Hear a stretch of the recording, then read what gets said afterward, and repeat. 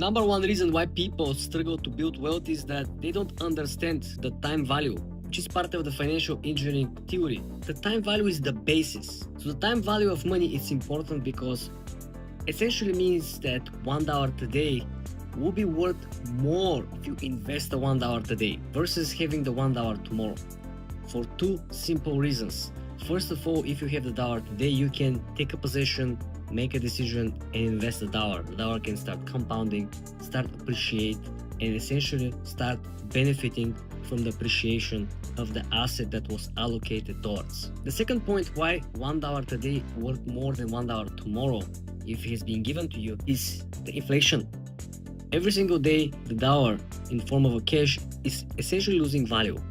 It's losing buying power. So effectively, if you want to purchase these sunglasses, right, you like this pair of sunglasses, you kind of wait for discount or for promotion or for certain sale. Let's say the retail price of these sunglasses this year in 2026 is, let's say, $250.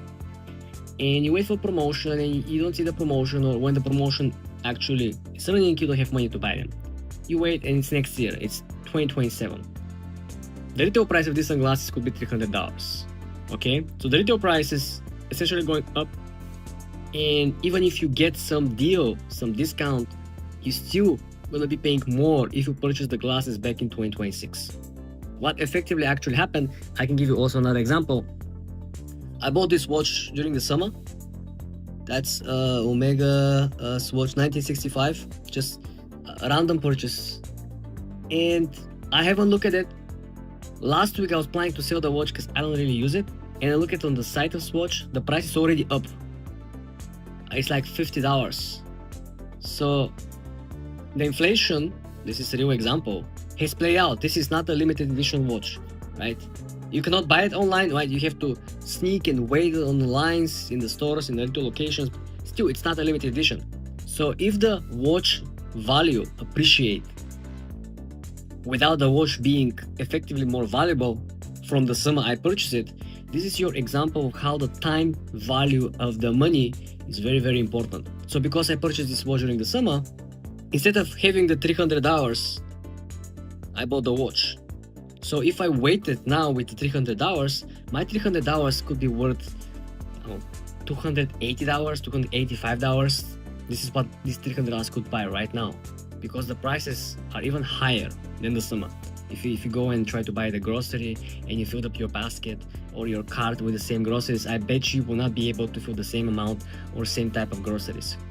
But because I put the $300 into something, right, this something now at least will give me back the $300, simply because people cannot buy it from the store and they cannot buy it on the retail price I bought during the summer. It's a very simple, I believe anyone can understand and comprehend this very simple example. Another example I gave you with the glasses, same thing, right? Procrastination plus time value equals usually bad deals. You would hear from time to time people say, the person who is more patient, who can wait longer, gets the best deal. This is not usually the case. People who waited, imagine you were born in 2005, 6, 7, during the big blowout on the real estate market, right? You were thinking, okay, I'm gonna keep waiting to get the best deal, when the banks take possession of the properties who have been returned from the owners, right? And you will be expecting to make a short sale, buying the property directly from the bank. Never happened. People who were waiting for the best deals, they never get into. People who were waiting for the Bitcoin, when the Bitcoin dropped from 12,000 down to 5K, they never get an opportunity to buy it back at that price, right? So sometimes things are overdone, but usually they're not.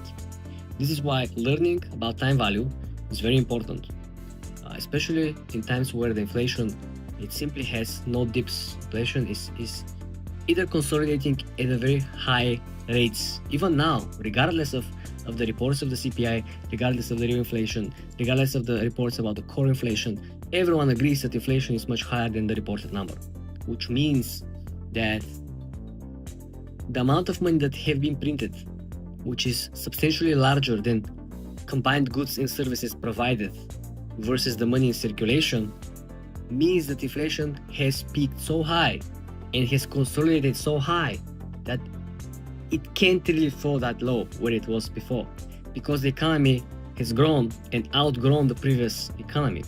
And when I say economy, you can simply speak the money circulation, the GDP. You can speak in terms of money that are coming from the tariffs, right? The revenue that the government collects from tariffs. And the economy has outgrown a lot of the previous numbers.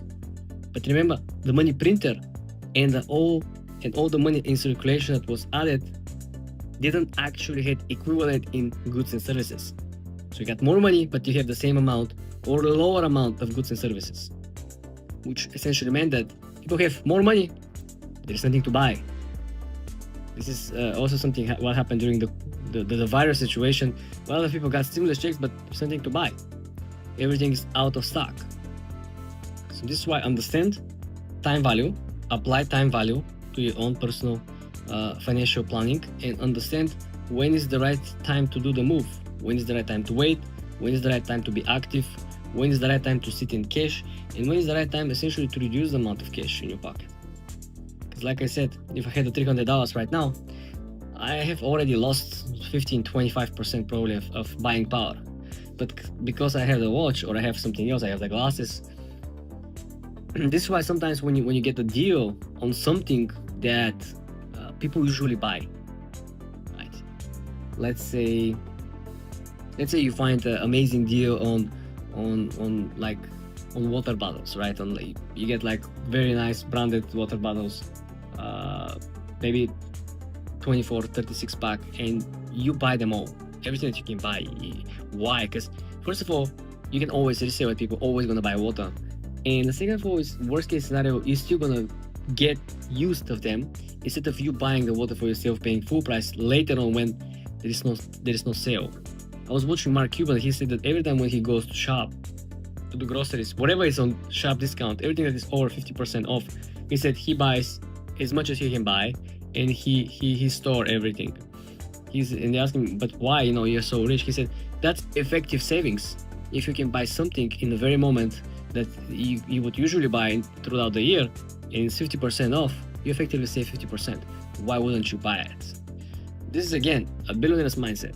It's not we try to be cheap, we try to be stingy, we try to play the game. No, it's the numbers. At the end of the day, if you save $5, you essentially have $5 more in your pocket. Pay very close attention. The people who invested in silver early on during the previous hype cycle waited 13 years just to break even last month. This is your big cautionary tale over here, because a lot of the people who currently talk about precious metals investing, hedging against the debalancing of the US dollar have no real perspective on the historic run-ups in the precious metals. Remember, these things are not getting more valuable. No one is actually looking to buy more, to hold more, to produce more jewelry or produce more electric batteries with more silver, etc. Right? The idea over here, which is the same concept that aligns with palladium, same concept aligns with gold, is that everyone is kind of scared of the inflation, which of course it is a big money eater, wealth eater. But read this with me, and I want you to think about it, okay? You can even pause the video and read and comprehend and even probably take some notes. Silver prices peaked at $50 in April 2011.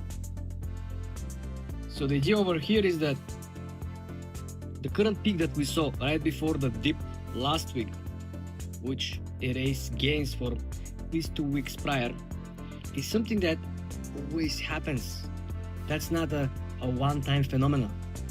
The same people, which are institutional investors of course, who are pumping are the same one who will correct the price in the very moment when they feel that economic policy or development is more predictable.